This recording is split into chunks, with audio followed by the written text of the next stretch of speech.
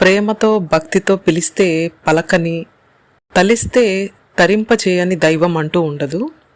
భక్తుల ప్రార్థనలోనే వేడుకోలు అనే వెచ్చదనానికి భగవంతుడు హృదయం వెన్నలా కరిగిపోవాల్సిందే.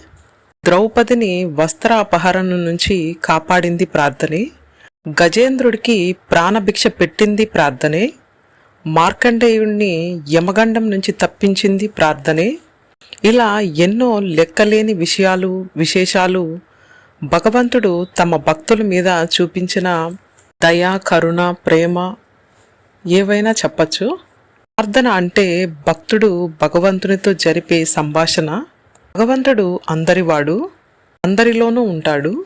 అందుకే మనం చేసే ప్రతి ప్రార్థనకు ఫలం ఖచ్చితంగా దక్కుతుంది. కీర్తి ప్రతిష్టలు, గౌరవం, ఐశ్వర్యం, ఆరోగ్యం ఏదడిగినా భగవంతుడు మనకు కోరినవన్నీ ప్రసాదిస్తాడు.